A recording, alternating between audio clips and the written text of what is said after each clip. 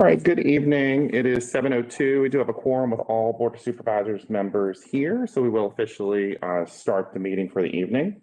And we will begin with an invocation. Lord, please be with us tonight as we go about the county's business. Guide us to make wise decisions, thoughtful, and listen to all points of view. Please be with all of our citizens as they continue to recover from the COVID situation, as well as repairs from winter weather storms. We look forward to spring and seeing the beautiful creations around the county. Please be with all of us as we travel home this evening. Amen.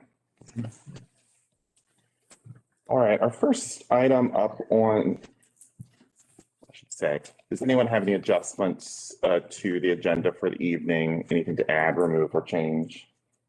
No, second. All right, we'll leave it. I wanted to talk briefly about vaccines All right, at the end or whatever, it doesn't matter where. all right. I'll move in that with that amendment. Thank you. We got a motion to approve the agenda with that adjustment. All those in favor say aye. Aye. Any opposed, same sign. Thank you. Appreciate that very much.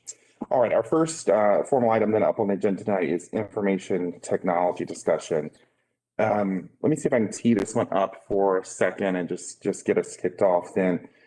We've obviously talked about 4 out of the last 5 meetings, I think, between formal meetings and workshops about information technology.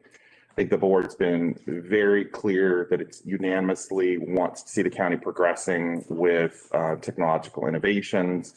At the same time, there's a lot of complexity to those, and I think we've all agreed that we had a good bit of discussion at the last meeting about different ways to approach that. And I know several people from the board have individually worked with Sean Stern in the past month, which is good. I'm glad to see people really excited. I think, though, it seems like it's time for us to take a even more deliberate step forward. And we talked about a plan next month, but we didn't really have a plan to get to the plan. So I'd like to recommend that, similar to how we've done with several other initiatives, that we do a bit of a task force here and take 2 members of the board of supervisors, focus on this issue with Sean Stern and the county administrator, and then be able to bring back to the full board recommendation of the path forward.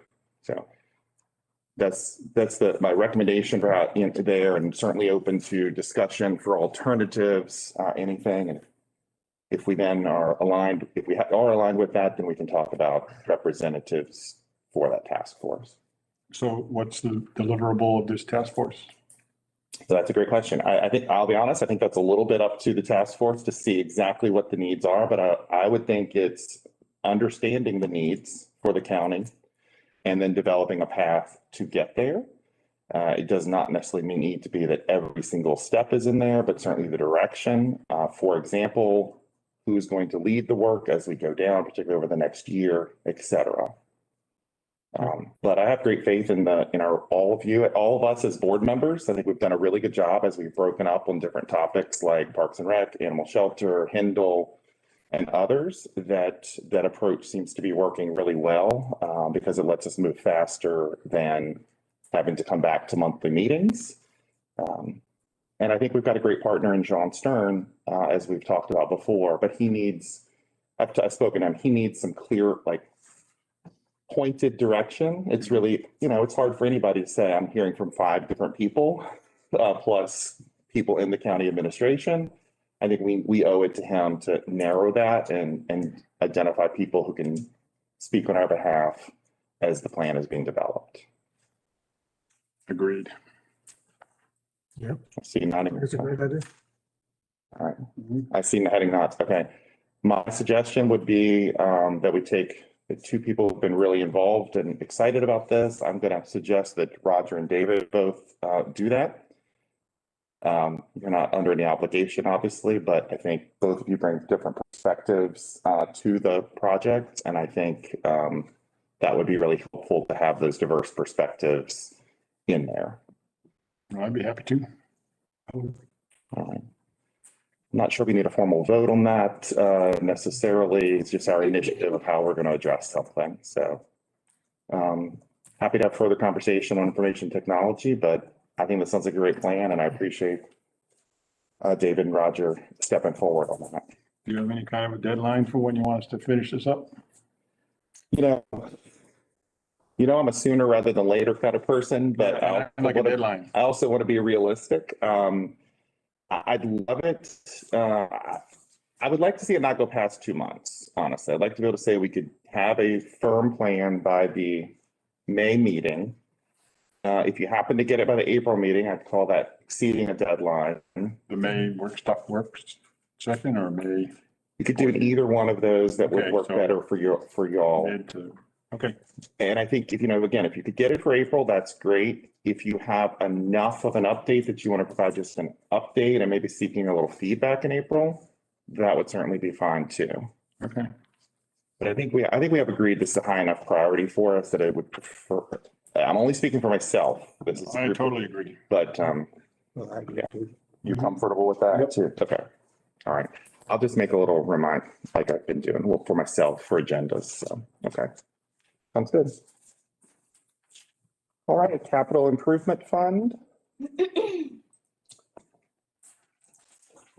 Sure. Thank you all. And share it.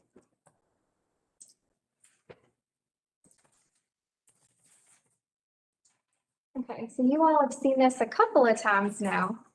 But the process we have is the Planning Commission CIP Committee met in February to come up with their rankings for the capital improvement plan. This year, as you know, we did it a little differently. They weren't going for a set number. So they ranked things based on high, medium, and low priority, because there were a lot of projects that they didn't feel like they could rank one over the other. And the rankings I'm about to show you were unanimously approved by the Planning Commission at their February meeting. So for FY '22, the highest priority projects were the Public Schools District Site Study, the County Radio System Upgrade, the Fire Alarm Protection System for the public schools, and a fire station paving Phase 4. We didn't go past 2022 because a lot of, as you'll see for subsequent years, are all dependent on many of the studies we have going on right now. So you won't see rankings for any other years besides the upcoming year.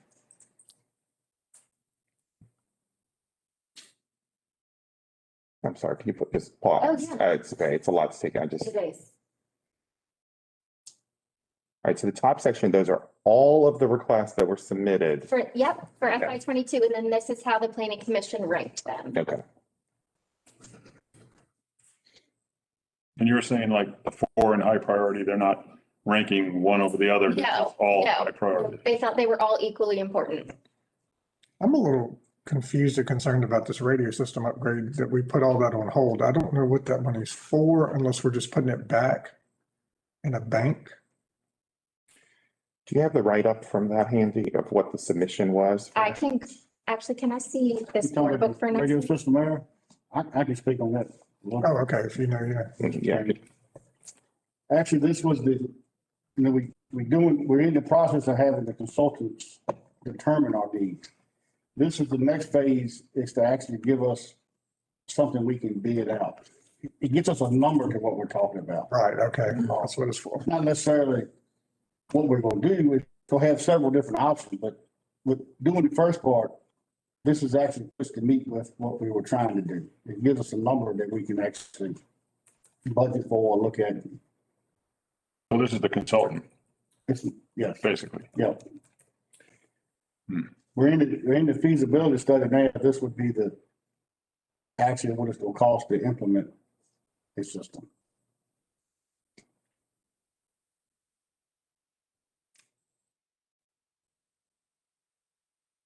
No, I'm not following. I don't. That's a load. The $84,000 is just for the consultant to help us figure out how much it's gonna cost to implement? Yep. I like the way you said that. You say that part again, it sounded like it makes sense. I think the 84 comes to the technical design. Once the feasibility study says this is the most feasible one, then you've got to have a lot of engineering and design and stuff to get us to So 84. this includes all that. That would be that. I thought that come in the first study, man. Well, honestly, I mean, do we know how much of it was 40? I can't remember exact number, 40 some thousand. Roughly, yeah, 40.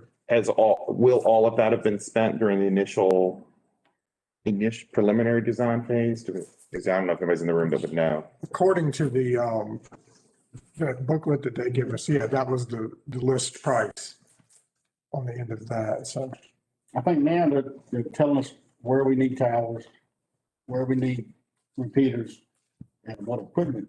And then this phase will actually give us, you need a Motorola XYZ for this cost, and you need this repeater. To build the system. It would be, the way it was explained, it'd be bid ready after we do this. So this is the hardware you're talking about. Yeah.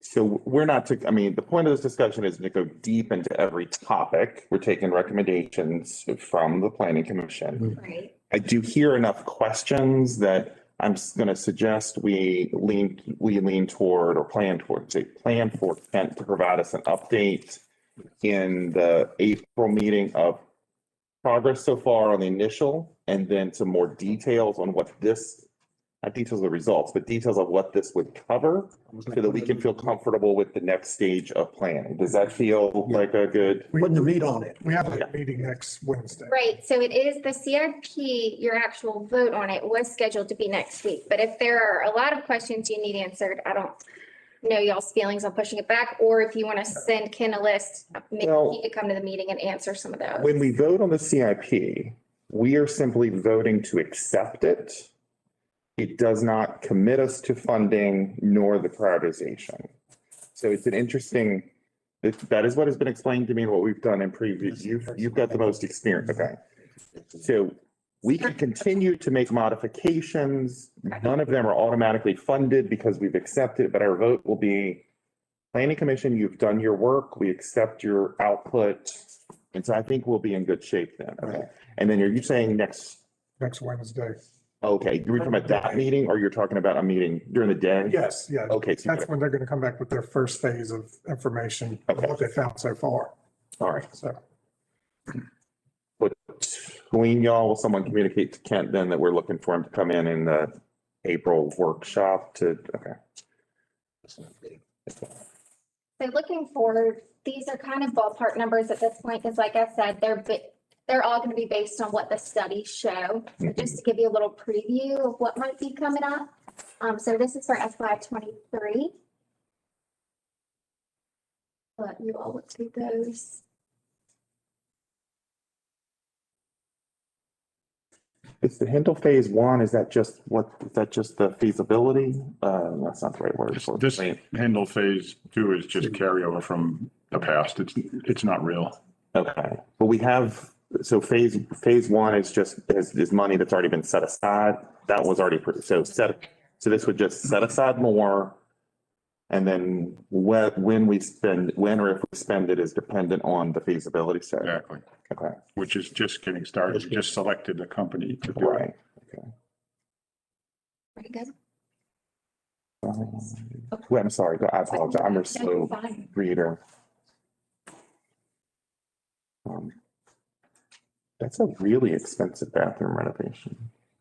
That comment has been made quite a few times. I'm sorry, Dr. Harper, do you have any, and we're just putting you on the spot here, but we know we've heard the bathrooms need renovation. I'm not sure anybody's disputing that, but it's a pretty substantial number. So we had hoped to be able to do it with carryover funds. And when we started to get quotes on it, learned that it was far more expensive than we had ever envisioned. And that's when it was added to CIP.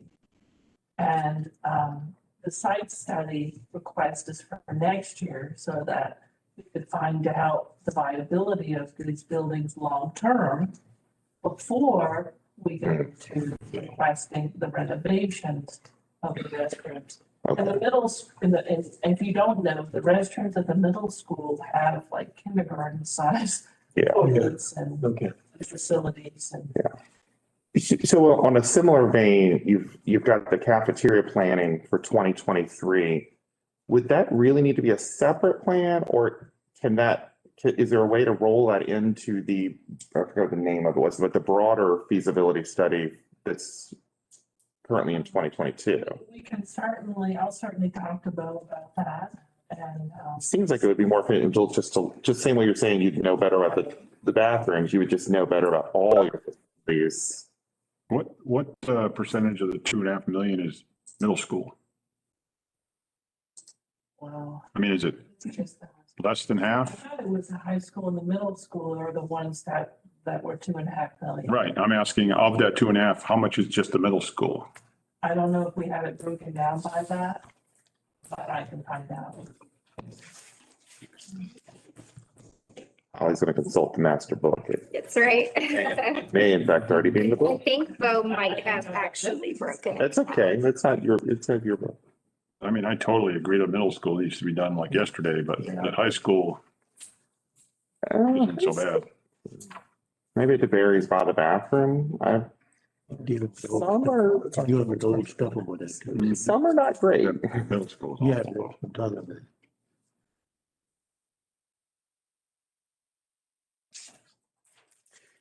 Okay, the middle school is 958,720. And the high school is 1,400,763. I might be speaking out of turn, but I think the high school's more expensive because our bathrooms are not ADA compliant. They don't have to be because the buildings, so they're grandfathered, but anytime you touch it, now, more than have to make Mhm. it. That would. I think they work just fine there. But we obviously are, again, we're not voting on any of these at this point, and they're not even for the current year. I think if we get to the point with the size of that, we're going to end up needing a lot better understanding of again, it's a ways out, so that's not a problem for now, but, But the survey in this year's budget is gonna be, kind of go over all the buildings and see what the buildings need. Right. is it, in addition to what they need, it's also more like a strategy too, right? Viability, long-term viability Right. of the facilities. Right.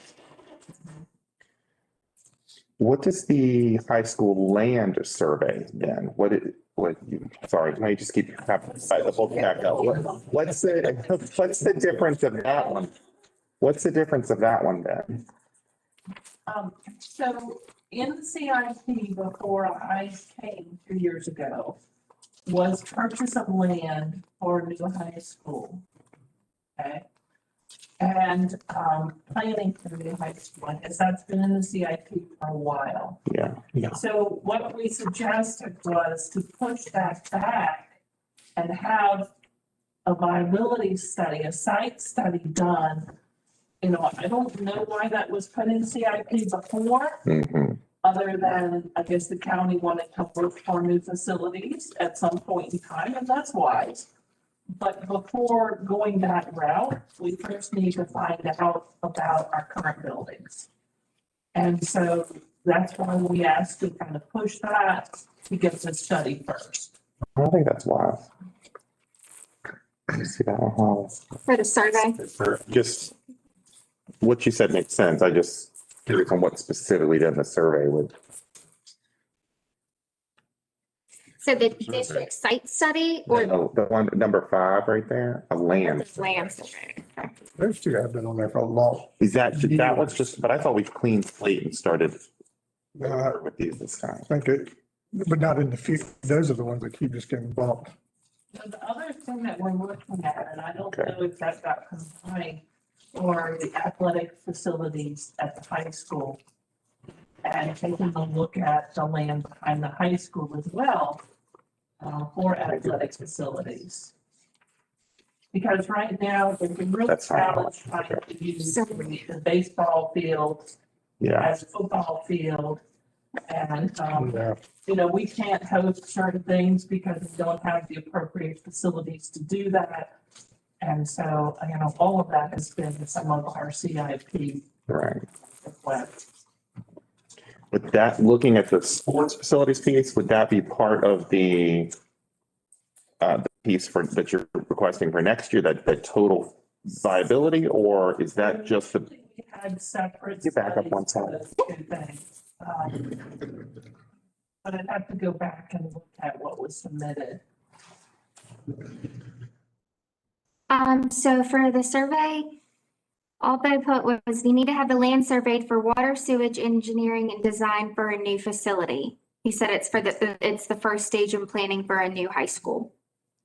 All right, so I think Tom's right too. It just got bumped. It just got Site bumped. planning. Existing stuff bumped forward, and so those may or may not be needed depending on the outcome of the district site study then. Okay. It would seem to, you can talk, it would seem to me that at the same time of doing the site study, to look at the totality of, not just the academic facilities, but the sports facilities too, because we wouldn't want to make a decision that worked great for the academic facilities and then box us in on something else. I mean, I think even if you spent a little bit more upfront to do the comprehensive look, and I know, again, we're not approving it at this point, it's just discussion. I think in the long term, we'd be better served, because what we're all trying to do with these feasibility studies is spend smartly, and I know y'all do that too. So in preparation for these studies, at the school board meeting, the architectural services were approved. So we did an RFP for architectural services so that when it's time to do these studies, there's already a company that's approved. Oh, that's good. When I say we're not approving them tonight, and we're not, that's true, but the point of this now is, at least for the next year, that 2022 one, we do need to figure out very shortly what we're going to plan to put in the budget for that piece now.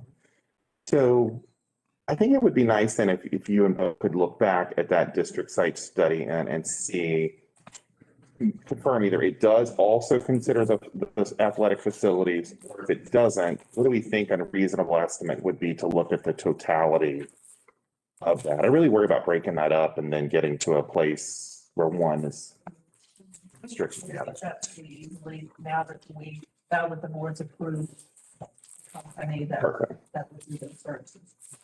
So this complex that the Parks and Rec is talking about, is this separate from the schools? You each have your own new sports complexes? I don't want to speak for Parks and Rec, but I think that there could possibly be some joint use of some of. I would hope so. Facilities. I would think so. Yeah, I mean, if your study though could be clear about what your needs are going to be, then that could feed nicely into Parks and Rec. Mold it. Until you have a clearly identified needs list, then it's hard to do the next stage of planning. Okay, yeah, I would hope so. And I haven't seen any evidence of advanced planning for the future of the school division in terms of the facilities and structures. Yeah, I agree. So that's kind of where we'd like to go.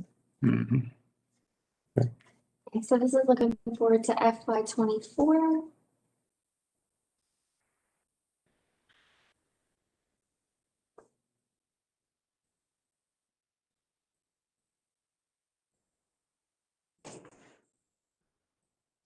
Really not worth looking at yet. It just, yeah, so far out. Just to give you a little preview, yeah. Oh, geez, another water tank.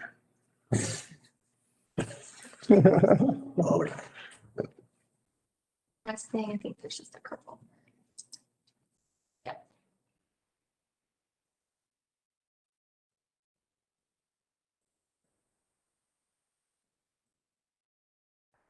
Okay. So that's what we have. Do you need me to go back anywhere? Or are you good? I'm good. Okay. So all we need is a vote to accept the work of the planning commission. At next week's meeting. And next week's. Next week's. It's on, Okay. yeah, this was just them sharing, and then it's on the agenda for next week to do the official. That gives you a week to, if you do have any other questions, even though it's not binding, gives you a little time before you make a vote. Speaking from the planning, not speaking for the planning commission, but speaking as A member. a member of the CIP, it was a hard, it was very, I wouldn't say easier, but the communication we had really worked Good. to come up with this product. That's encouraging. Yeah, Sean asked them how they liked the new system and they seem to be really receptive to it, not having to work towards a number, but being given a little more flexibility. So did y'all, I just closed it out. Did y'all want to keep looking at it? No, But did you, the CIP. It's right here. I know, but did you close the recording at all too? No, No, just the, Oh, okay. I just couldn't see anything that looked open. I wasn't sure. Where are we seeing the WebEx on that? I think she just minimized it. It's still down there. They can still see us. Great, fine. you want to see yourself? Nope. I want to see myself. I just want to know it's still there. I just want to know we're still going. Perfect. Sorry. Okay, keep going. And it's okay. I should have been more clear. So I think we're done on the CIP item. I need to do my job here. So yes, we welcome you to talk about the broader budget review now then. Thank you. All right. I'm just gonna pull up our website, and so my plan was gonna be to just do like a 5 to 10 minute broad overview of where we are at this point. Thank you. And then I listed a few things that I don't think have been quite resolved yet as far as what we want to add to the budget or take out of the budget. So we can talk about that too, if we need to make any tweaks. So I'm going to the finance website. Let me share this. Look at you, share. All right. So I'm at the finance website. I'm just going to go to our proposed budget. And it takes you right to what we call the executive overview, which is just our advertised budget. It doesn't include our interfund transfers. It's showing our actual revenues and expenditures. So the bottom line of the budget we have right now is $36.8 million. It's an increase of 1.6 million or 4.8% over our FY21 budget. You've seen this before at a workshop, but here's, kind of a graph of how our budget has looked over the past few years.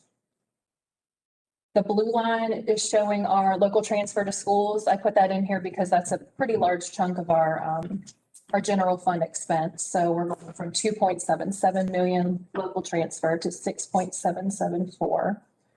And this is our adopted use of general fund balance. And I can point out that last year, if y'all recall, and we had said we weren't going to use more than 2 million because we were going to borrow from CIP, but number wise, when that came out, in reality, we would have had to balance our general fund with 3.3 million had we not planned on using landfill funds. So that's dropped pretty significantly. So this year's budget, we would require 2.2 million from general fund. So big picture, like what are we spending all this on? So here's some highlights. We've got the largest increase is the bottom line schools budget.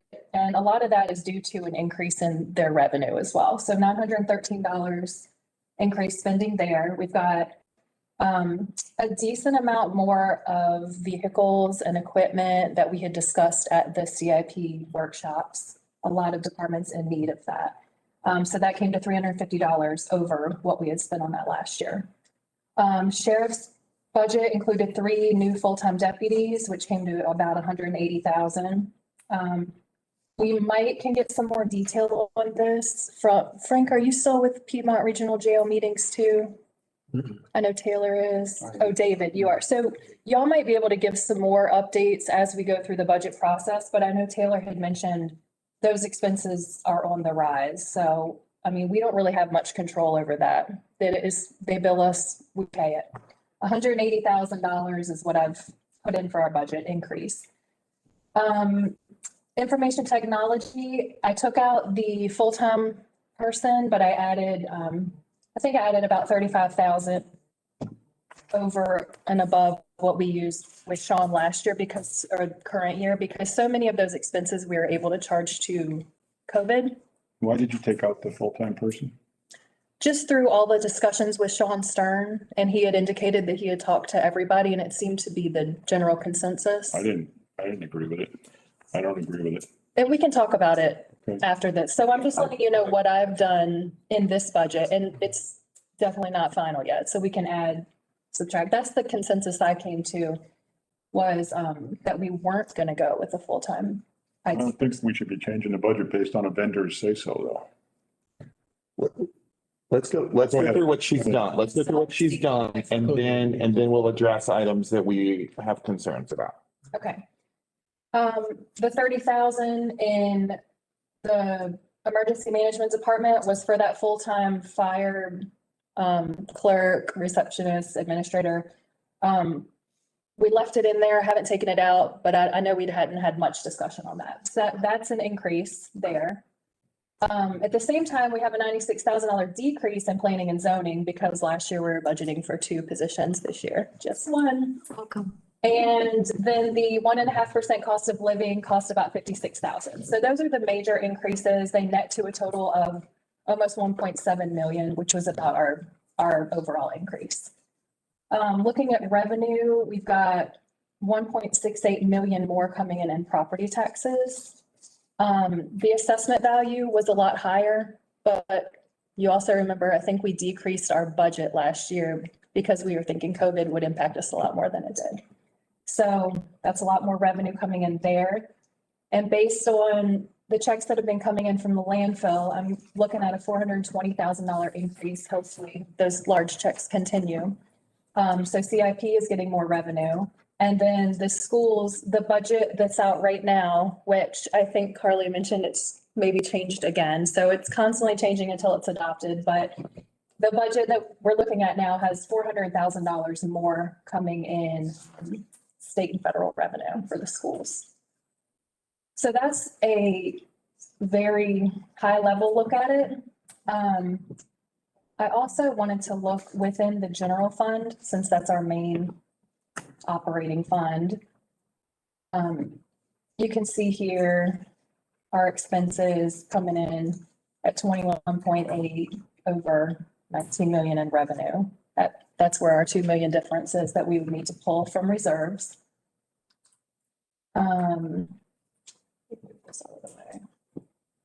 So you can see here, we have about 71% of our general fund budget is from local sources. That's mostly our taxes, our fees, our permits. We get 21% from the Commonwealth and almost 5% from federal government. So that's the bulk of our general fund revenue right there, local. This is without changing any tax rates. Here's some trends, expenditures, a good look at this. This comes out to about these same figures each year, which is what we want to see. We spend the bulk of our money in the general fund on education, which is mostly the money we give to the schools, that's local transfer. The public safety, the sheriff's office is the big driver, but animal control, building inspections, all of that. Health and Human Services, that's mostly made up of our social services department, and then the other smaller ones right here. And tell me if you want me to slow down or speed up. And there's just, I just really encourage everyone to look through this website. It's very, very easy to get details on anything you want. You can get a breakdown on departments or employee benefits, anything you want to pull. Here's our general fund balance history. These are the audited figures. So the latest one here is from FY20, but our general fund balance is up at almost 10 million and our unrestricted is 8.4 million. And it's higher currently. This was at June 30th. FY20. So unless you want to go into more detail on individual departments or look at the school or sanitary district, I mean, we can pull up anything, but that's just an overall summary of where we are currently. But I did want to talk about everything on this sheet as well, because these are the things that I had written down that we weren't super clear on. So what Let's work down the sheet. And I think Yeah. our first one is where Roger had the questions Yeah. as well. I mean, it'll come out of this task force we just agreed to do, but Mhm. I just don't agree with adjusting the budget based on a contractor say so. We never agreed to it. I never agreed to it. I know he said we did, but Well, to be clear, I think there was some miscommunication around some of that too. So I talked to Sean Stern and, sorry, got too many Sean now. Sean Stern, and he said what he was sensing was that we didn't have the plan together, not that he will not get to a point of recommending this position, but let's not hire it yet. I think which is great. Individual That's good conversations feedback are for fine. us to discuss, but not to pull it out of the budget. I agree. Personally, I would like to see it just remain in the budget for now as well. Until we decide otherwise, yeah. Yeah. Because I think that is the current intent, and then we always can eliminate it Sure. and save the money. But we should be telling Carla to do that, not Sean Stern. Well, Sean, Holly, David Phelps, and Taylor and I had also had a discussion. And I just got the sense from that discussion that most of the board members had kind of agreed to. I think, again, that's just where things, where communication just got kind of out of whack, and that's fine. That's why we tried to clarify with this earlier topic. Yep. We're going to designate 2 people to then speak for the board on this until we get to the final approval plan. So Got it. So I'll put that back in the budget. I think that's not a problem, Carla. That's what we're trying to fix, is the lack of clarity. So. Yep. Okay. We received our health insurance renewal back. I had budgeted for a 10% premium increase because typically that would have been good on any other year. But we had just switched to local choice, which is a pool. And I don't know how, but we received no increase. So Awesome. yeah, it's pretty amazing. So that saved us almost $80,000. Carly's wishing for the same. I remember the schools received a decrease a couple years ago, and I even told Taylor, something's wrong. That's not possible. So here we are getting lucky this year. That saved us $80,000. We got an official local sales tax estimate from the state. I had estimated almost 70,000 higher than what they think we're gonna get. So I updated that. I've got the school's latest DOE calculations included in this budget, which brought them $280,000 more in revenue, which led to a decrease of the local contribution, 33,000. I'll pass that to Carl. That's fine. We know it's moving all the time. We'll catch up to the current figure. We'll catch up to current figures all the time. And when we get to the topic of the fee schedule, this might come up more, but several departments had proposed changes to their fees. I know we had talked about environmental services, and we went ahead and said, go ahead and reflect that. There's a proposal to increase the water and sewer rate as well, and I went ahead and included that. It was just $15,000 more that it would bring in. But that's included in the current budget too. So that's what's been done. I can go ahead and reverse number 1 and add that 87,000 back into the budget. But the other topics, I'm going to need some feedback on. Before we do that though, on the water and sewer fees in general, we agreed we were going to look at all fees, right? Yes. What's going on with that? Who's analyzing them? I think Analyzing as far as putting them together on a document or? Yeah, decide and look, so we can look at it and say, we want to increase this one, decrease that one. I've got it. So I put them all on one document. I don't have it printed out, but I can pull it up. It's in my Microsoft app. I can pull it up. But I just have a question. As I got really down in the weeds with it, I just don't know the best way to go about it because a lot of them have to be adopted through ordinance as well. So then we'd have 2 official documents. If they don't both get updated at some point in the future, then you're gonna have 2 approved documents that may differ. So we can talk about that. So my suggestion would be, why don't you number 1, thank you for gathering it, because you had to gather it from a lot of groups that are not your responsibility too. So I appreciate that. Why don't you send that to us for review? Okay. I don't get the sense from looking at the fees other than the environmental one that we've already met about and the water and sewer that we've talked about, I don't get a sense that the rest of them are going to make a material difference in the budget. So my thought would be, let's move forward with the budget on the current, and then let's also look at the fees, Yeah. but not make the budget dependent on the adjustment of those fees. Sure. Yeah. Is that, I mean, would you? I definitely agree. I wasn't proposing we change fees for the budget. I just agree you weren't. just didn't want it to fall off the table. I didn't know she was looking into it. Well, and yes, but to be fair to her, I think it just hasn't been our priority. The fees have not been our priority because we've been focused on the budget piece. So, yeah. But regarding this, the water and sewer, I mean, does anyone have any concerns with that? Because we have talked about that before, keeping pace with the costs. Yeah, passing it on. I think now's the time because that's going to be advertised very specifically, right? When you change the water and sewer fees. So I think we need to get clear now on our intent so that administration can follow through on the advertisements. And Daryl and I look at it every other year or so, and we know that the system was built for a larger capacity than what's used, and we've all talked about this year after year, but, you know, the goal is to have the general fund only 50% of the. Yeah, we don't want that expenses. number So we, growing. right, and we don't want to increase fees too much to the point where we're making money because it's an enterprise fund. So, yeah, this number didn't just come out of thin air. Right. Or actually the proposal that he's proposing. There's some numbers behind that. Okay. Okay, sorry. No, that's great. So the other fee you mentioned, the erosion and sediment control fee. We had extensive discussion about that in a presentation with Emily Gibbs in one of our budget sessions. I think we're fine. We were all in agreement to move forward with that. We'll also need to advertise and then vote specifically on that change too, is my understanding. Is that yours? Okay. So that's required through ordinance too.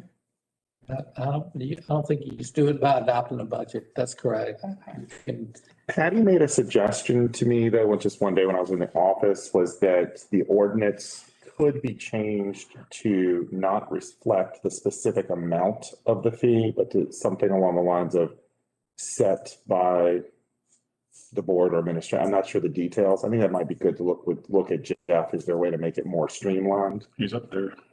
Well, just let him look at it offline. I think they just let him look at it offline though. But whatever needs to be done and whatever is the best, then unless anybody disagrees, we'll have to move forward with.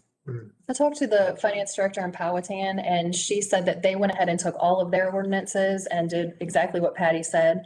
They don't list the fee schedule within the ordinance. They refer to the fee schedule that's adopted with the budget. And we That's what he was saying. find all of our ordinances that are tied to fees and just kind of re-adopt them all at once. And then we could go ahead and do this fee schedule adopted with the budget each year. Thank you. That was better. That's what she said, but I couldn't get the words out. That makes sense. It gives you more flexibility. Yeah.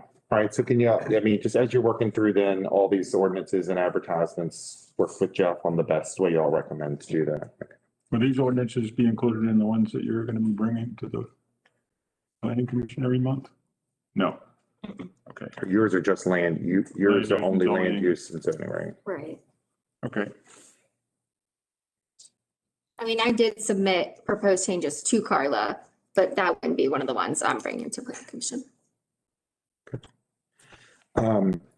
My last comment on fees, sorry. So when Missy Gill was in here talking to us, we all got caught up on the fact that the board approved the change to the court fees last fall. And there was some drop in communication. I believe she's now been communicated that and she should have changed what they're charging. Does that reflect, I'm looking to make sure everybody's agreeing.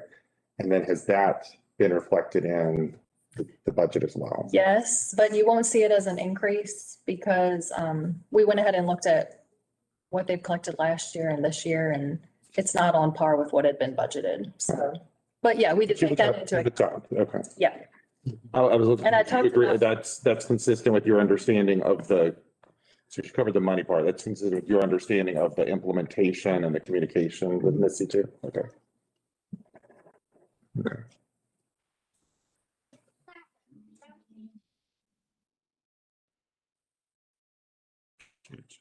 They're not muted though. Oh, maybe, Uh, yeah. One wasn't for a second. He's Yeah, fine. yeah. Okay. All right. I'm good with fee. That's my only comments on that part. Cool.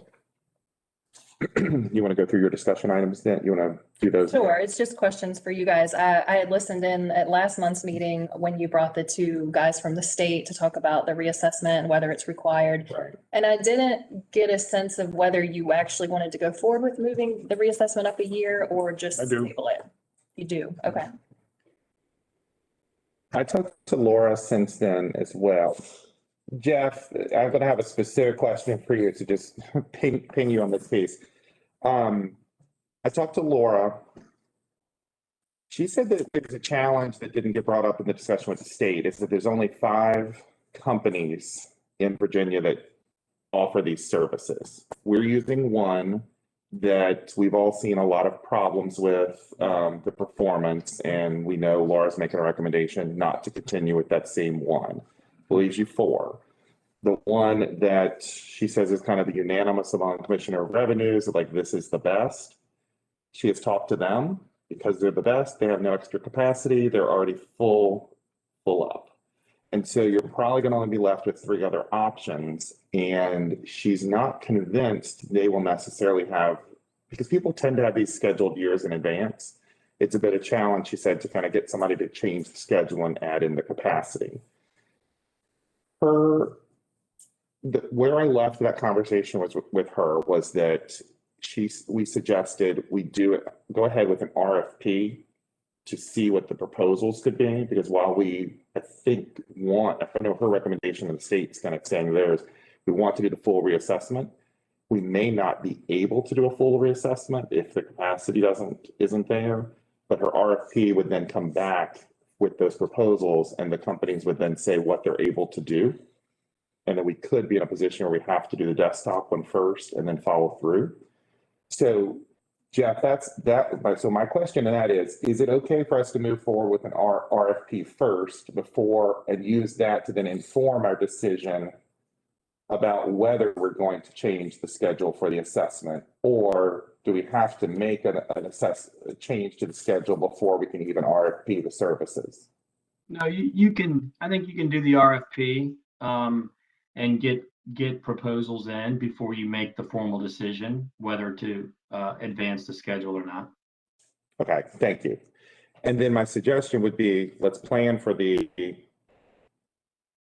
most expensive option. And so to go with what you're saying, let's plan for the full assessment.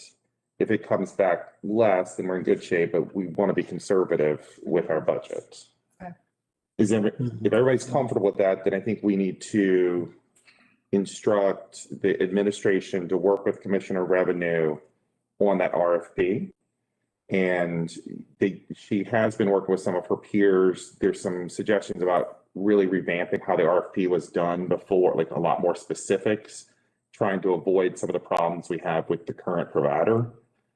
But I think because my understanding is the payment in the RFP have to come from the county. That's the way the law sets it out. But I want to make sure we partner really extensively with her office to make sure that we're going to provide a service that's actually valuable there. I'm looking around the table because I'm not exactly sure who I'm supposed to direct that to. Is that RFP runs under your then? Okay. Does that seem like a reasonable? Do you want to vote to instruct? Yeah. Do we have I think that would be good to maybe clarify that. So I'll make a motion that we have staff work with Laura Walsh to come up with a RFP for a reassessment, a full reassessment. And we want to put the full cost in the budget. Yes. Okay. All right. Any discussion? Mr. Chair, Yes, please. sorry to stop your momentum here, but do you want is the vote to actually have staff prepare it and issue it, or do you want it to come back before you for another meeting for review before it's issued?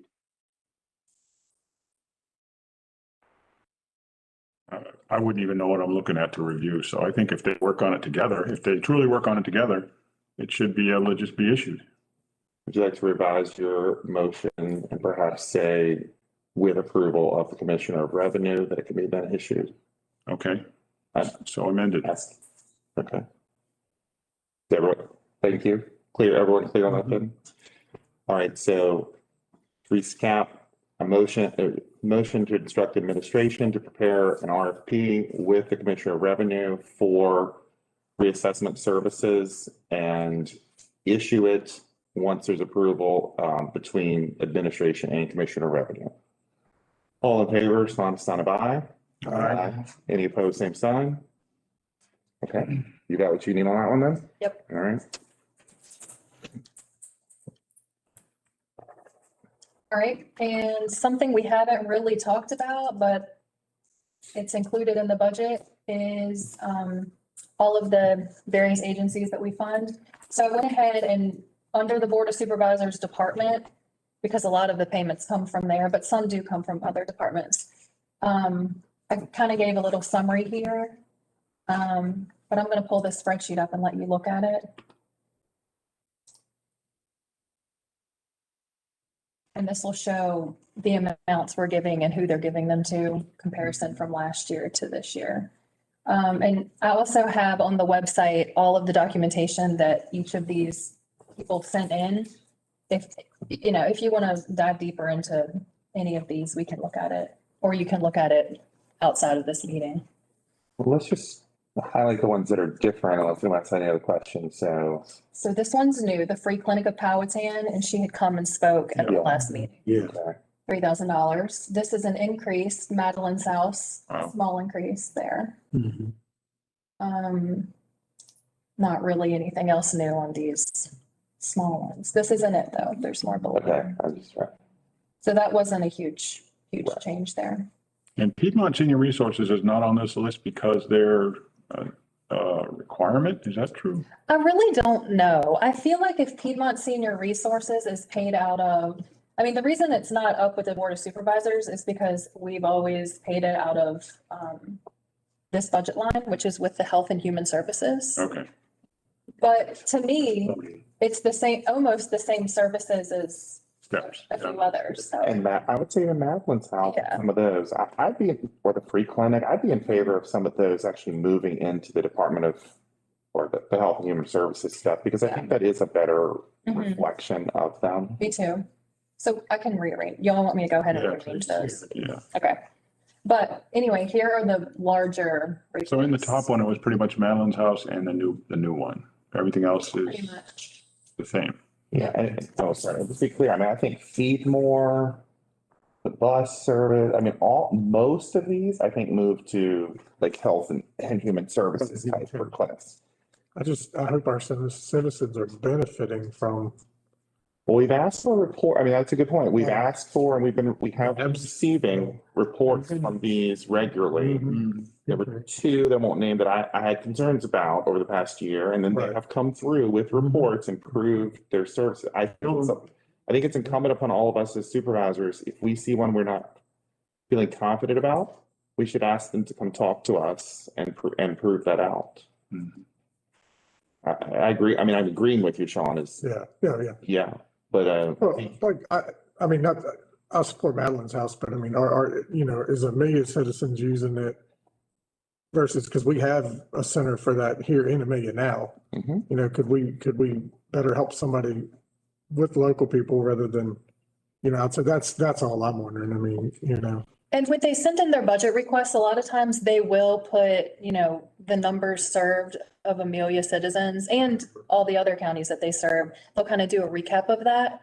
And a lot of that is attached on the website. If you want to scan, I don't know, I can't remember if Madeline's house did, but they may have. They sent a decent amount of info. I think you got a good point with was it the well, the one you're referring to, like in Amelia? I think it's interesting. Some organizations, I think, are just a little bit more willing to make the request, and we generally fund them. Mhm. I think some organizations, it just doesn't dawn on them even to make the request, and maybe that's a little bit more of what we can do as some, as supervisors, when we hear these organizations that we think are worthy. They meet criteria. It's not every nonprofit, obviously, but worthy for, based on this criteria, that we talk to them, like, have you submitted a request? You don't get it without the request, right? If you gotta ask. So these are a few that are paid out of other lines. And again, not much change. There was a decrease in requests from the health department. But not much. That's- Yeah, I know. Anytime there's a decrease, it's, Well, they're It went getting so down, much federal funds. it went down, Yeah, we're down big time from the. yeah, 52 to 154. 138, so Yep. who knows? So we had 2 years where John Tyler didn't make a request, so it's like. yep, that's right. And if you remember, we did end up going ahead and funding them in this current year because they sent an invoice and we were like, well, you never sent the request. So is the health department actually a state agency that's kind of side funded by me? Mhm. That's right. I just didn't realize that. Yeah. Yeah, they get a lot of state funding, but then they rely on local funding too. Like their employees are state employees. Well, Piedmont Senior Resources is a federally funded Right. agency too, and we just, all the localities contribute a little bit, but Yeah. a massive amount of their money comes from Federal. DARS, the But that's the same with Rehabilitation Crossroads. Services. Crossroads is getting Yeah. Yeah. the vast majority of their money from Step is the same thing. state and federal. 69,000 doesn't even cover hardly one of their employees. For the amount of money that we pay some of these places, we're getting a bargain. There's a lot of activity that goes on in this county that most people don't know You about. see, well, I saw your comments about the newsletter from PSR. Mhm. Very, very nice. Yeah, I mean, that's all I'm saying, just that we're getting a return on, Yeah. some of We these are. investments. Oh, yeah. I mean, the bigger ones, yeah, definitely, but Madeline's house too. I know my wife used to be on the board. She's not anymore, but they do service Amelia. Mhm. All right. Anyone have any concerns on these or I mean, this is our final vote, but I do think we're getting close enough. If we have open concerns on any items we're discussing, we need to flag them. I don't have any issue with any of these. All right. Well, fee scale, okay. Where's the, you scroll up to the, oh, there it is. Never mind. Okay. I'm sorry, Carl, I hadn't read down to see you already addressed fee schedule there below, so, Yeah. okay, all right. But it looks like we- we kind of already looks covered like it. we covered what you wanted, good job. And then I'm glad Dr. Harper and Carly are here because I just wanted to ask you guys, we had touched on it, I think, last budget cycle, like a year ago at this point, but the schools have, as part of their resolution, or they had requested that we add it as part of our resolution. I think we approved to go ahead and adopt it that year, or to give it to them that year, but we never added it as part of our official budget resolution. So I just want to make sure going forward this year, is that the intention? We want to say any carryover we have, we already, My recollection Decide. is we already agreed to do it going forward. All right, so you're. I think we can look through some minutes or whatever, but I Okay, think we did but it you're- already. So that's, you're on board. we can reaffirm. Her question is, are we all in alignment? So Mhm. Yeah, we're on. I think, yeah, because I do think our discussion was, it incents them to spend Encourage you to smartly save. Yes. versus just spend it all. So I think we agreed it's in the county's best interest because of the smartness of the spending. I remember that conversation. I just didn't know if we want to add it to the resolution, Well, make it an every year thing. Okay. And their last 2 years reflected that. Mhm. I guess I do honestly worry a little bit about making it an every year thing, like, I guess it can be undone at some point too. Like, I don't have an intention to undo it, but Depends on who's running the show. I was gonna say, we're doing that now because we also feel comfortable. Right. Board members change over time. Right. School board members Superintendents change, change over time. superintendents change. I like to do that. I wonder if we should, I don't know, what are your thoughts? I mean, should we make it a permanent or we just want to, give them confidence at least a year in advance? I understand why you would want permanent, but Certainly. To me, it's just sending a message of support to the schools, and I think we should make it permanent. And if it needs to be undone, you can undo it. Any resolution can be undone. fair Done enough, with another resolution. fair enough. I'm comfortable, I'm personally comfortable. Okay, and the state it hasn't been adopted yet, but we're pretty sure that the state will be giving 5% on state-funded positions, schools, social services, constitutional officers. So I just wanted to, if you have feedback on that, do we want to make any changes? I know we have to pass along the 5% if it's adopted. Do we plan on putting it just on the state portion of salaries? Or how do y'all want to go ahead and do that? This, Carlos sent a lot of information about that to David and myself because we've been working on the salary study. I have to admit, this has been a rather busy week for me. I have not read, I received and I have not internalized all that. I'd like to consider this part on hold. Yep, that's fine. And I'll just right now actually just take your email and forward it to the other 3 board members because I think we just all need to be frankly looking at it. And then I think we need to do a follow-up on that one. You okay with that? Mm-hmm. I looked at that in depth last year with the sheriff's office. They explained it. That's where salaries tend to get so lopsided just Yeah. because of that, particularly that over there. Because some of their deputies are paid Right. half and half. So it's a balance deal when they get big increases like that at one time. And some years, I guess there's no increase. Right. Right. So, Some are Well, that's what you were some saying. are paid 100% by the county, aren't they? Yep. yes. Yeah. I think most of our deputies are county employees, but certain positions, they pay a certain level of it. Yeah. And a few of them are full. And you can pass it on to the department rather than the individual and say you can redistribute it however you want so that everyone gets equal raises. But Right. if somebody's paid right at the comp board base, which not many are, but there have been a few, you can't not give them that full percent. You have to pay them at least at the base. Right. So it does get I tricky. think after the results, we've got, Yeah. we got some work to do on the salary study to finish it up, but it's looking pretty positive. I think we will then put in a place where no one meets that criteria. They're all going to be at least a little bit above the minimum. Right. And then When are we going to see something on that? Next month or 2 months? I'll talk to you offline on that. Yeah, I think I have down though for, hoping for a full presentation next month. Yeah, we've got down, yeah, all right, Getting close. let me look at what I've got written down at least. Yes, I think April workshop discussion with Baker Tilly in the room. Yeah, and so between now and then, David and I want to talk to each one of you with what we've seen, bring up to speed, and then, Okay. yeah, presentation in April. There's a lot of options. And I think we agree, Baker Tilly's done a good job, but it's very complicated. I'm not trying to go on a tangent, but you want Baker Tilly at the April workshop?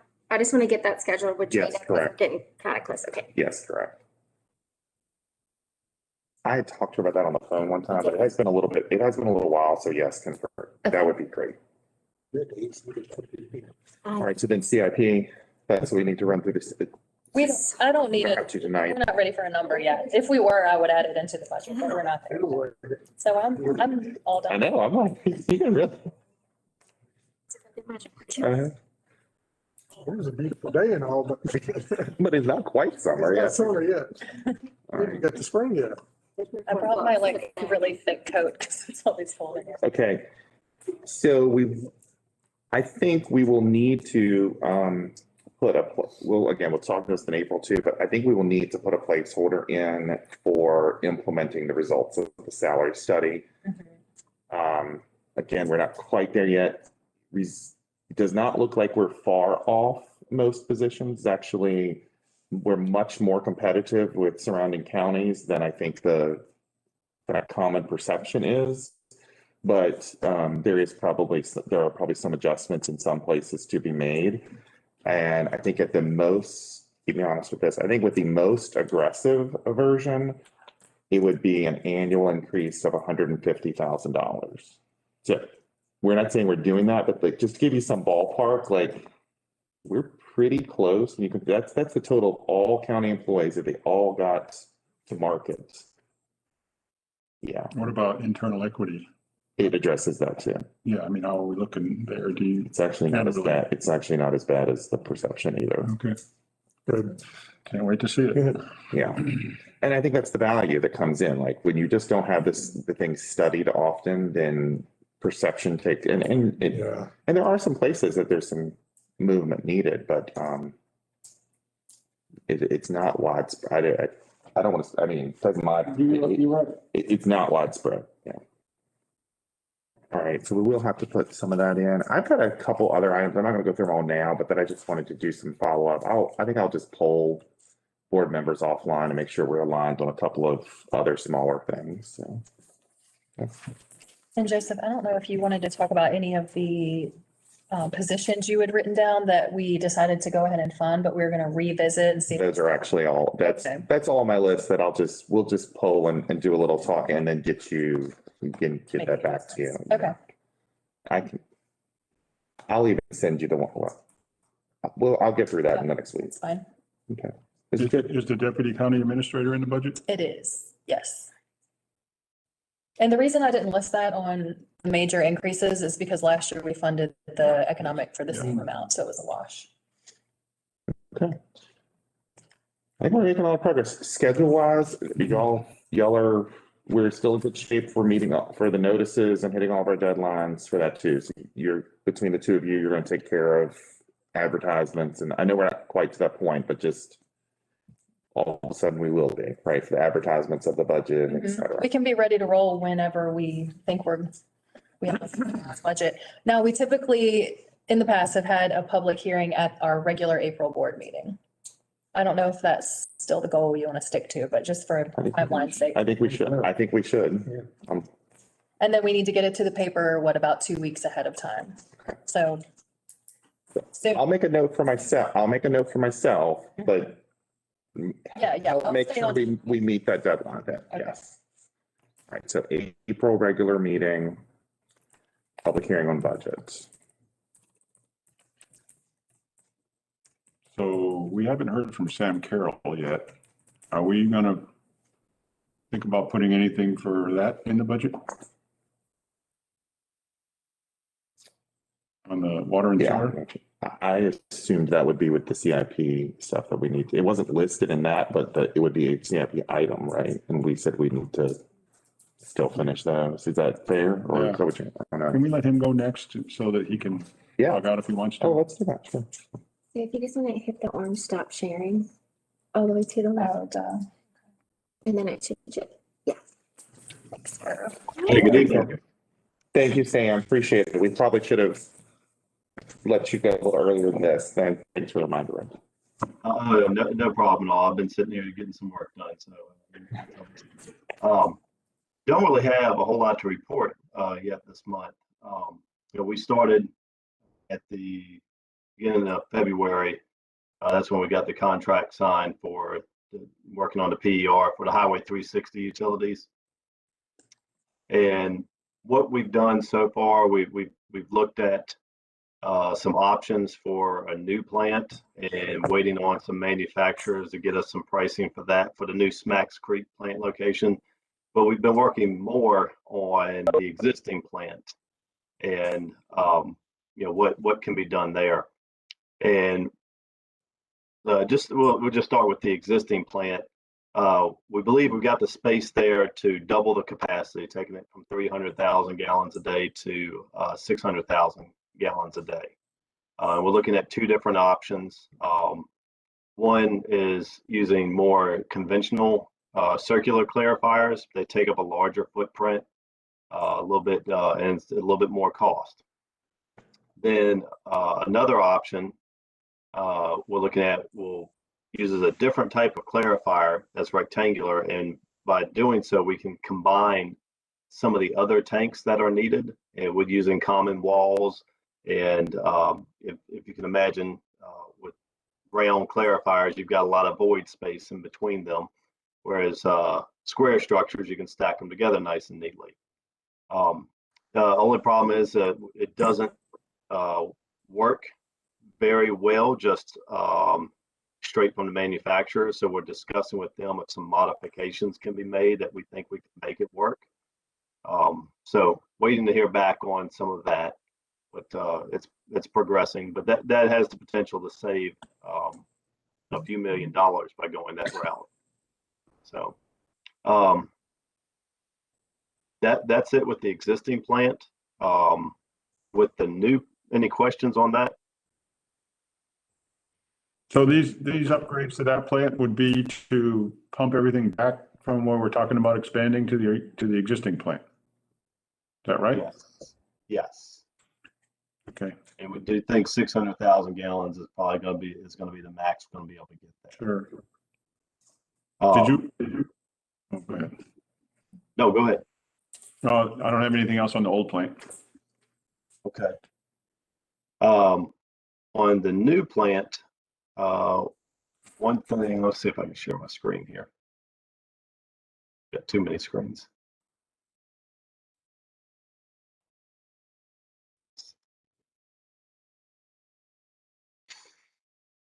On the new plant, we're looking at locations.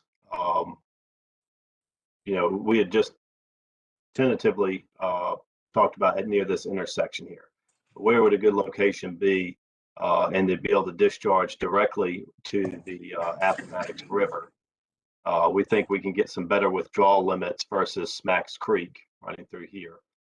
So we've kind of identified this spot right here as being having a few things. One, it's not actually in the floodplain, but two, it's low enough to where we can gravity flow into it.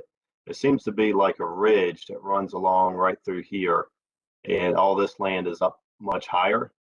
And I don't think we can gravity feed from further west on 360 and get any locations up here.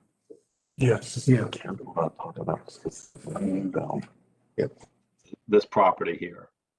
And it's just We'll move on from that. We'll move on from that. We'll move on from that specific thing. all right. That's all I have. Sorry. All right, thank you.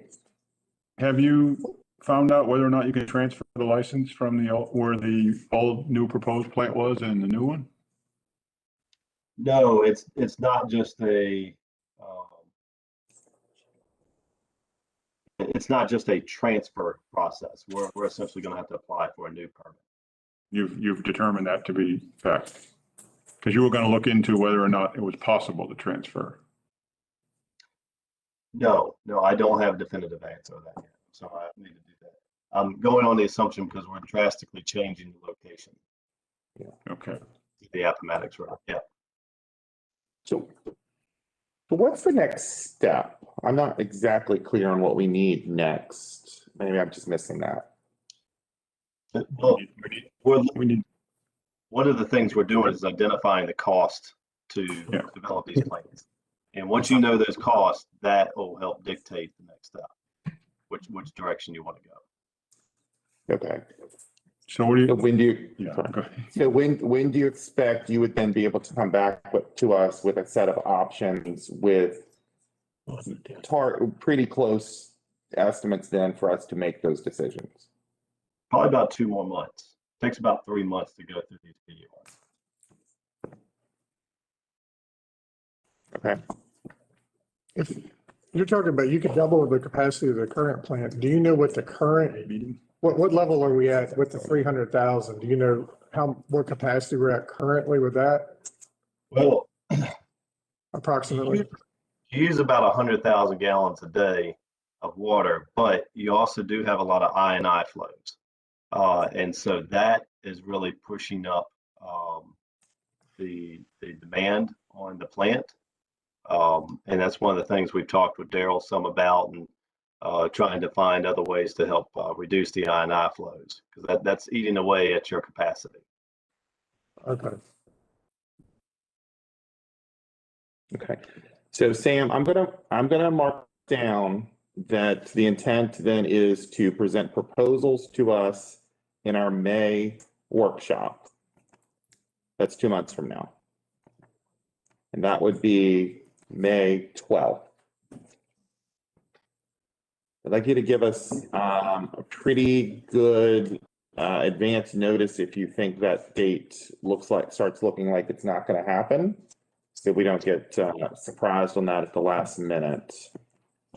And I'd make a recommendation that you preview that with a couple of us so that, even if it's not totally finalized, but reach out and preview with us, a couple of us in advance, so that then that May 12th meeting, we can we can hopefully make some decisions or come really close to final decisions. Is that, tell me if what I'm hearing and saying doesn't seem like it would work. No, I think it will. I do think there's gonna be, probably some more decision making to go as we go. Okay. So I don't think on May 12th are we gonna know, yes, we're going with a plant in this location versus that location.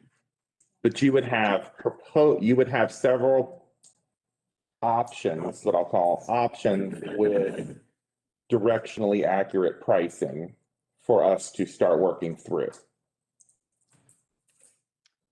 If not, set my expectations now for like what do you think we will have at May? It's neither right nor wrong, but set our expectations so we don't think one thing and. What I hope to have for you in May is the cost to expand the existing plant and the cost to develop a new plant. Depending on what direction we decide to go from there, depends on all the infrastructure work, the lines down 360. How do we then budget that? So we're not looking at that just yet. Oh, Okay. That will take, the plants are what take the longest.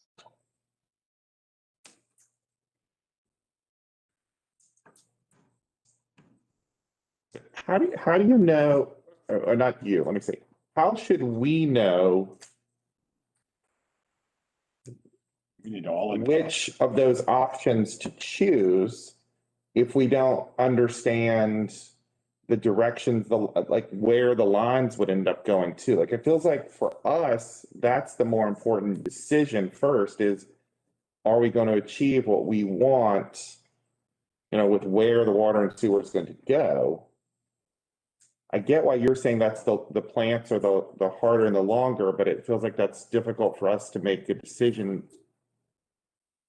on. We really can't. I haven't been through water and sewer before, so I don't have much experience. If you say the plants take more time, how long will it take to do the infrastructure after the plants are done?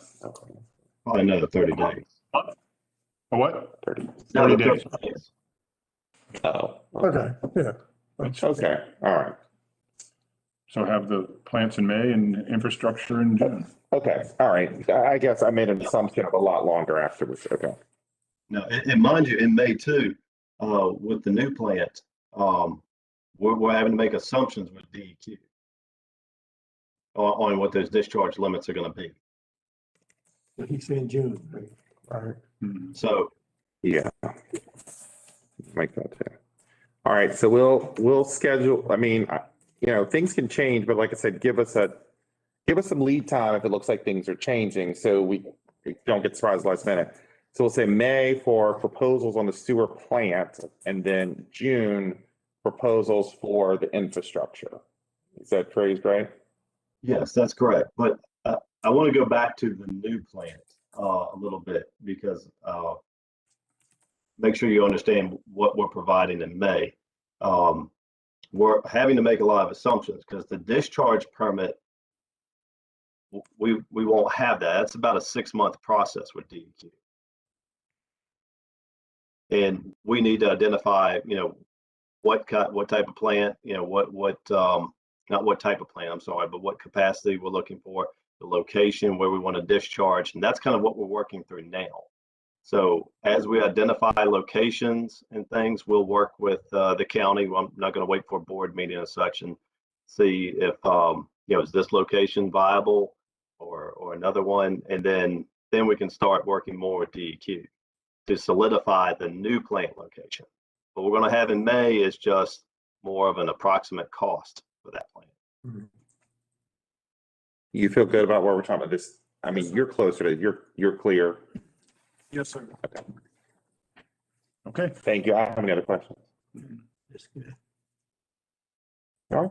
Thank you, Sam. Appreciate it. I was looking around there once. Thank you, Sam. I'm gonna go to GIS. Yeah, sure. Can you cue it up and hand me the mouse? Queuing it up.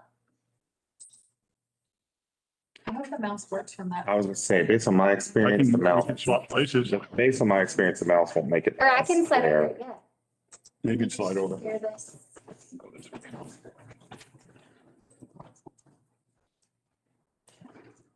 something like this where it's just a little. I think, yeah, like that little, Be nice to be able to get rid of that thing. Great. yeah, I would. All right. So as you know, there was a team of people got together to look at GIS and trying to understand the process and revamp it. This is what GIS looks like on our website, for those of you who may not have visited it yet. Oops. So I don't want to presume that anyone knows what even GIS is, so I just want to start at the beginning, okay? It stands for Geographic Information System. In a nutshell, it's a way of capturing data, capture and store data in a computer that relates the information to a point on Earth.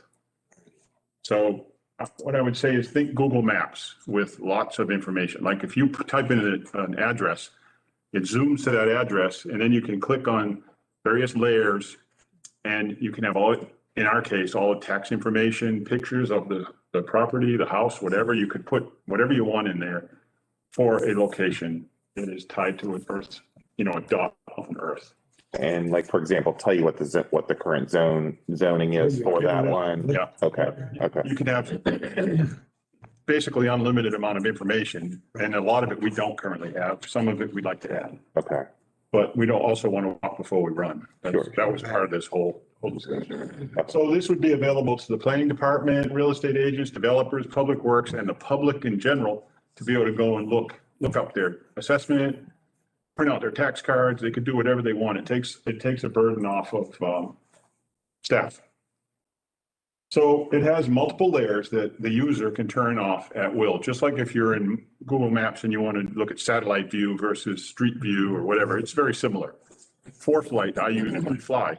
It's the same thing. I can look at icing and snow and winds and all that kind of stuff. It's the same thing. It's all another form of the GIS. And basically what it is it's a base map.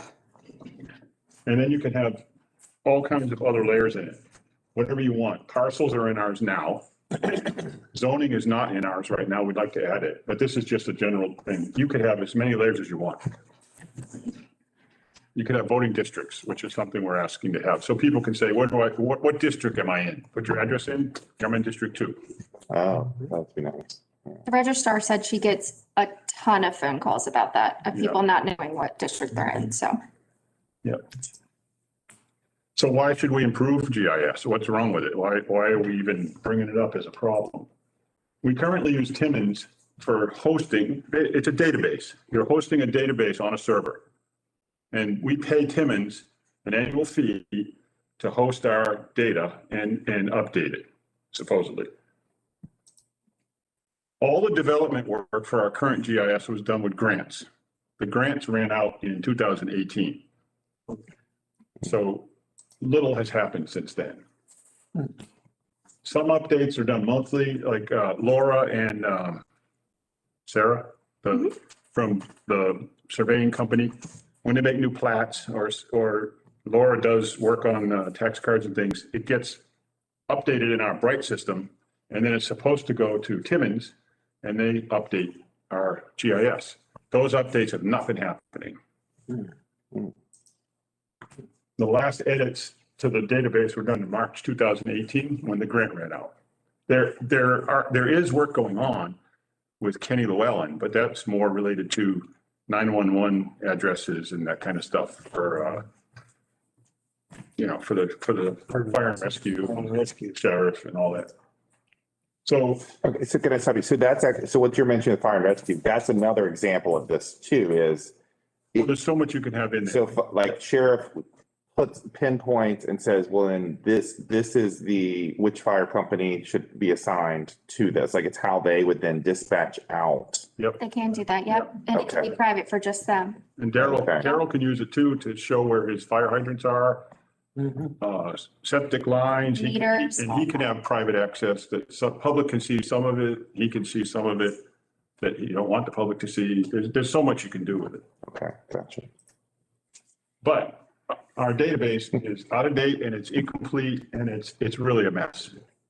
I'll give you an example. We sold this, some of you may recognize this property, we sold in September. This is the Grub Hill Church, the 2 acres. This is, I colored those in myself. That's the way it's supposed to look. And this is the way it looks. In this piece of property right here is this one. But this one isn't even included. It thinks it's across the street. Plus, it still shows County of Amelia. This is today as the owner, and it hasn't been the owner for 6 months.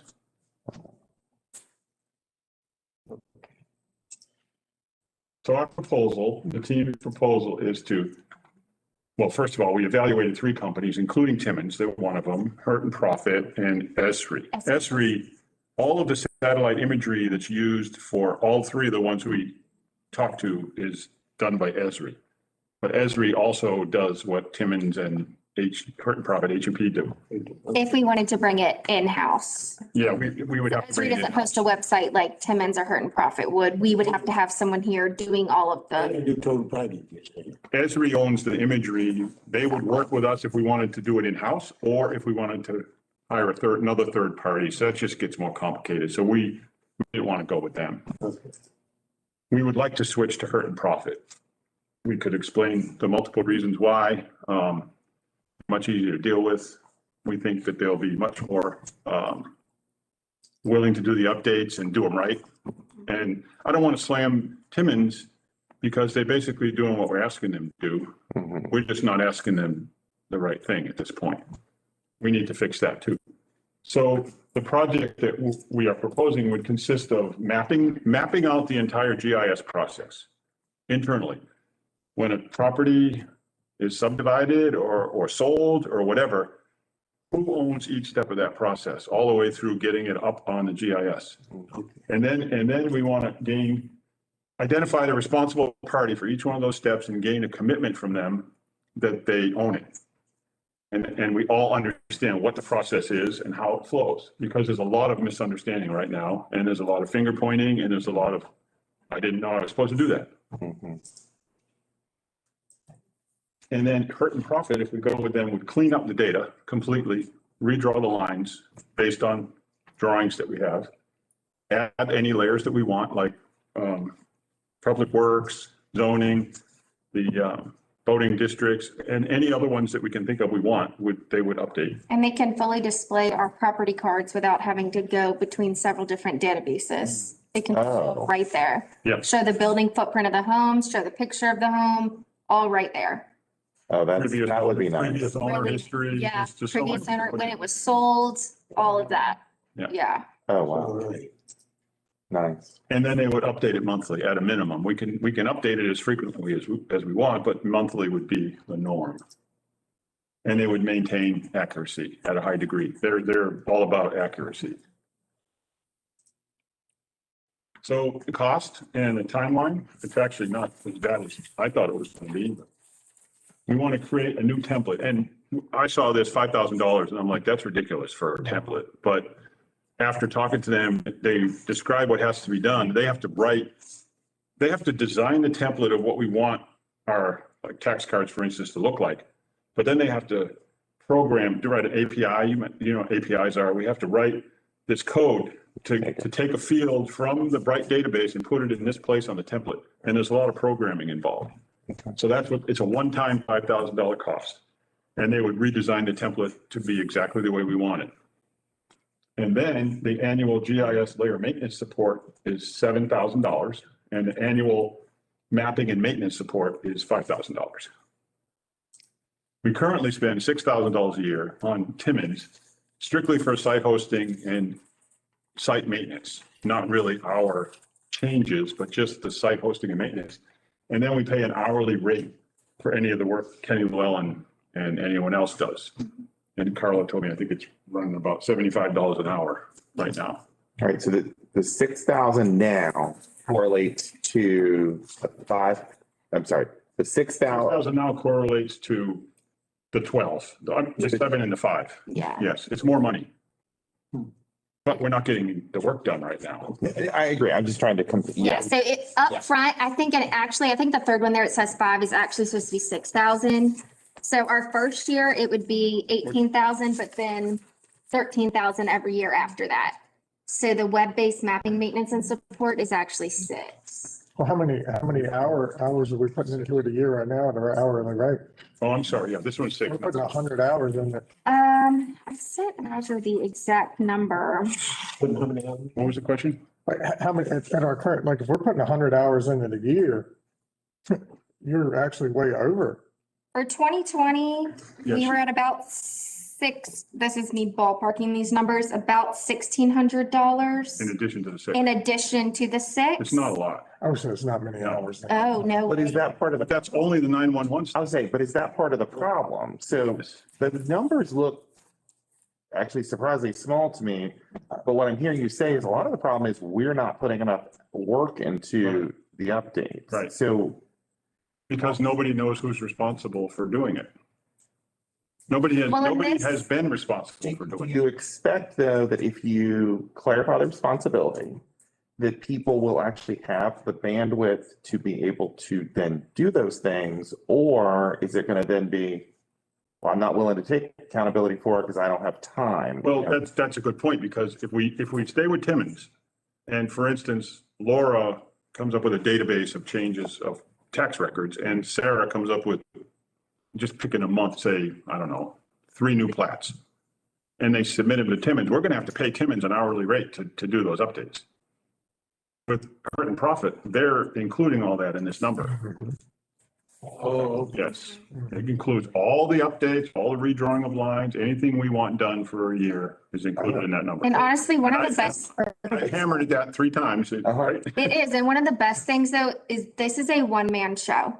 If Laura needs anything to do with our JS, she calls Brian. If I need anything, I call Brian. Y'all need anything, you call Brian.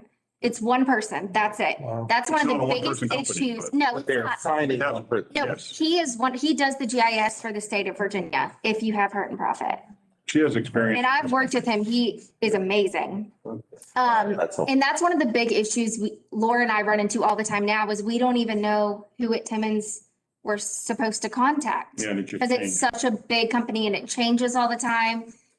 And we don't, again, I'm not bashing Timmons, but it is big and there's a lot of hierarchy in there and we never really know who we're supposed to be working with and the communication's not great. Probably on both ends, to be fair. yeah. For instance- We have some. For instance, Esri told us we needed a full-time, really highly recommended we need a full-time inside GIS person to get this done. Brian is saying that we don't need that. If we provide good data, which we can do, they do it for us.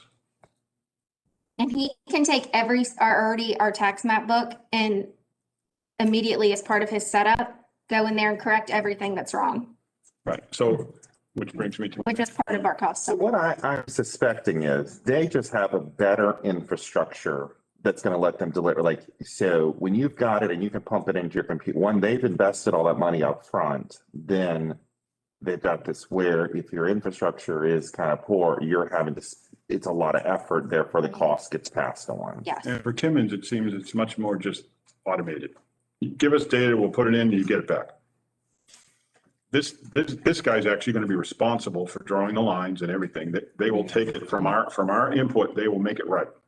And if we truly use it as it was designed, it'll be a lot cheaper than what we're currently. And more Yeah. useful. A ton cheaper. Right A lot now, more there's so many useful as well. errors in it. Right. And it can even be simple things that outside of the monthly plats that get sent in. If you call and say, hey, I noticed my address is showing on my neighbor's property or my building footprint is on my neighbor's property. It's as easy as sending him an email and in 10 minutes, he's like, okay, can you just go double check it's correct? And it is. So the proposal is that we spend the $5,000 now, that's what I'm asking, Mhm. to take the next 3 months to get the database cleaned up. And then on July 1st, next year's budget, we budget it's 11, not, did you say it's 11, not? It's 13. 13, the $13,000 a year going forward in next year's budget. And we would switch because our contract with Timmons is up at the end of June. But he can get everything done during this time period, so there's no lapse in our GIS. So we end with Timmons on June 30th and July 1st, our site will be live with Hurt And and it will be Profit. accurate. Right. And it was an official RFP Yes, with the 3 companies. Yeah. So we are in a position we can Me. We gave them all the same deadline and asked for the same information. I'll take a look. How about that? I was wondering the same thing. But I mean, yeah, I mean, okay. Well, this is such a small amount of money. I don't even think it qualifies. I'm not sure that it does either, but we still want to make But sure. we wanted to do Right, it. it's just that We you have wanted to to get do it X amount of right, so we quotes, did but it that way. Well, and you literally wanted comparison. I mean, Yeah. even if it wasn't required, you just want. But it's night and day, this guy compared to those two other companies. So what I'm asking, and I'll put it, if no one has any questions, I'll put it in the form of a motion, that we find $5,000 in the current year's budget to go ahead and do the cleaning up of the database. Or well under that. I mean, we're not going to have a problem with 5,000 in the current budget based on how far under budget we are. I don't think so. You had me at process. I'm glad to hear the word process. I'm the process guy. I'm sorry. Yep. Document it. I want to flow chart it. Every step. I like it. I like it. In my discussions with the GIS and different people using the county and Kenneth too, we're basically getting little for what we currently spend. We're getting almost Nothing. nothing. Nothing. And other than the 911 few features, Right. but for the amount of money that you're proposing, we will get so much more. Right now, we're just giving them money, not really, there's no return for the citizens. We'll get This so will be much and it will be a usable huge return Yes. for everybody. for everybody. And at the cost savings of not having to hire somebody, which has been the discussion over the years. Yeah, and it will say, for instance, last month, I think it was, we got this letter in our packet from this guy that wanted to put a solar farm on our county-owned land Oh, on yeah. Grove Hill Church. If, Right, if right. this was accurate, he never would have sent that and wasted our time because it wouldn't say it's owned by County of Amelia. Yes. He would have gone to the Ashmans and asked if you could put a solar farm there. I remember that letter. That's just one example. You said we'll not then have to have the separate system for the tax card. Yes. yes, correct. Is that a savings also though? Or I assume we're paying to host that tax card information somewhere too, right? Well, I That's think just we would right. still have to have the tax cards. And I might have to defer to Laura and Stephanie on that. I think we would still have to have that, but that Is Laura still here? I don't know. Laura? I think we would still, They would this just, would just- I think this would just be a way to easily display it. yeah, they pull it from. another From, system. exactly, pull it from our system. Yes. If that, That makes sense. You pull it straight from Bright, but would you actually Exactly. need to maintain the public access piece to that? Oh, fair. You really wouldn't want to confuse people with having two systems. Laura, do you have some thoughts on that? Yeah, if we have the property there, like some other counties do, we actually don't need that property card site anymore. So what we're paying for that could go towards this. There you go. That'd be great. All right. Do you know what we're paying for that? That's what I was thinking. not a benefit. I want to say like $4,000 to $5,000. Perfect. Wow. All right. We're saving money. Okay. Great day. All right. Got a motion? Thank you, Laura. Yeah. Do you have a motion? Would you like to make a motion? I've got a motion pending. Yeah, I did. Oh, you I actually said said I'll it? put it in the form of a motion that we Oh, go ahead I'm and sorry. fund the $5,000 out of this year's budget and then put the 13 into next year's budget.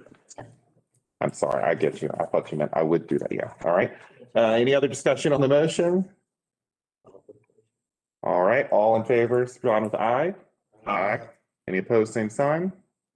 Awesome. All right, y'all move forward with that. Carla, you'll work on the modifications to the budget. 13,000. Yeah, but also then pulling down, confirm with Laura, but pull down the cost on the current cards. And I guess you'll need to figure out what the implications are for Kenneth and whether we actually will budget anything for that. Okay. Okay. Nice. I'm actually just like shocked. This is what the costs.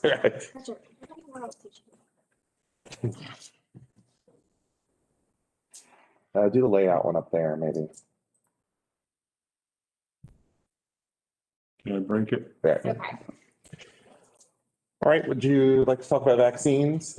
Your updated item? Oh, I mean, I sent you all an email today, but I just wanted to update you a little bit. You know, I've been posting about it and emailing you guys about it, that we are going to have a public mass vaccination event here in Amelia on March 24th.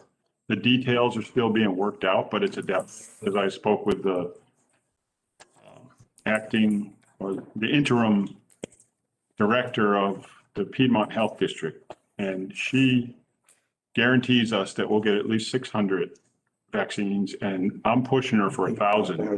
And she says she's going to do her best to get us 1,000. It'll be a closed event. You can't just walk up to it. It's going to be people that will be taken off the list that the VDH has. And it's going to focus on 65 and over first. And if all the slots aren't filled by 65 and over, they'll go to the rest of phase 1B.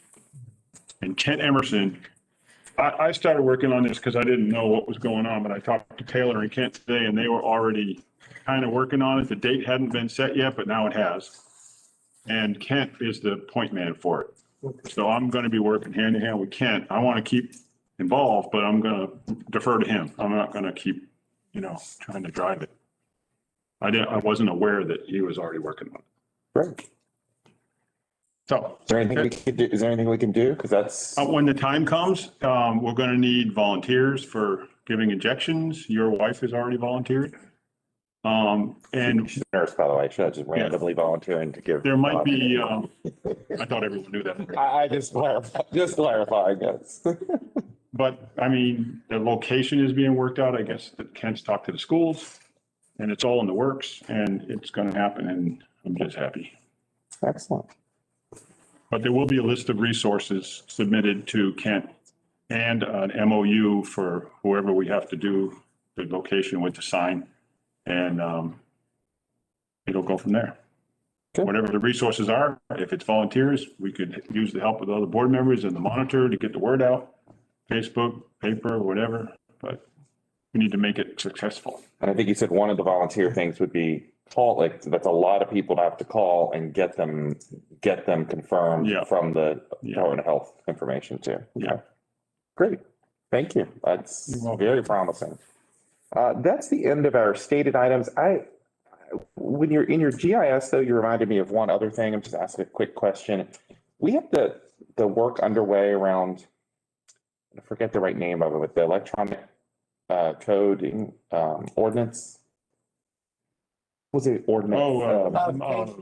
Municode. Municode. Yes, thank you. That. I don't know. Where does that Oh, work? general code. General code. Yes, Uh-huh. glad you guys asked. Okay. Last week I reached out because I hadn't heard from them in months. She said she will have the next step by the end of March to me, which is their legal and editorial review.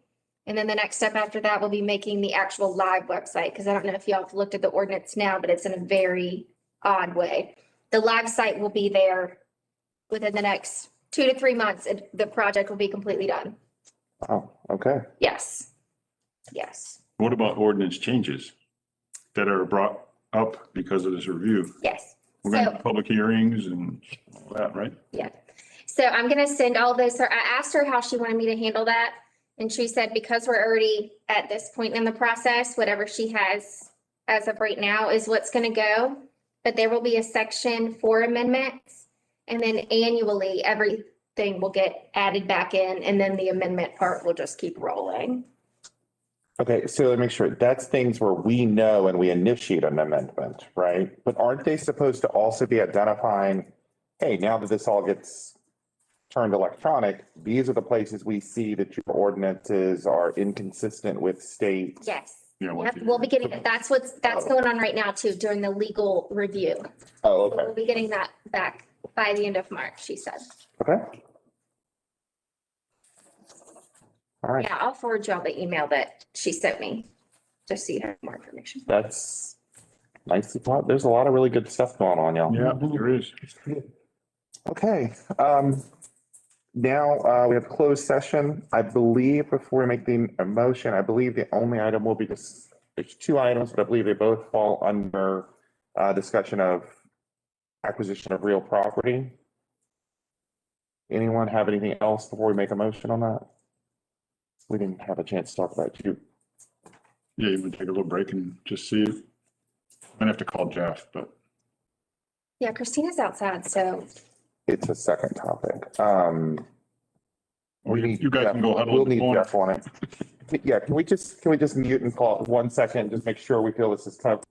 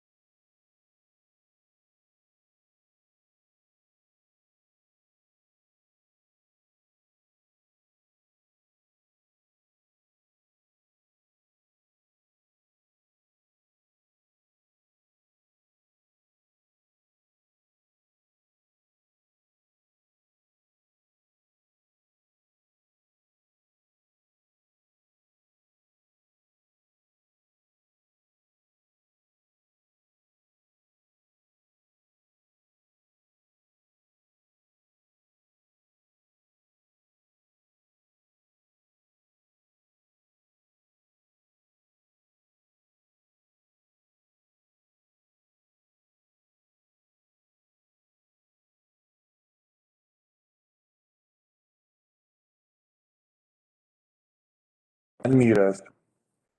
Okay, so I got it. Sorry. So we're going to go into closed session for one topic at this point. So I'm going to go ahead and put a motion on the floor that we go into closed session according to Virginia Code 2.2-3711.3 for discussion or consideration of the acquisition of real property for a public purpose or disposition of public held property where discussion in open meeting would adversely affect the bargaining position or negotiating strategy. Thank you for that. All those in favor of the motion, respond aye. Aye. All opposed, same sign. All right, we'll enter into closed session now. Are you saying? Just pass it around. I I think you're fine to stay. think Okay. it's. Let me close the door. yeah, he's part of the. Yeah, I think you're fine.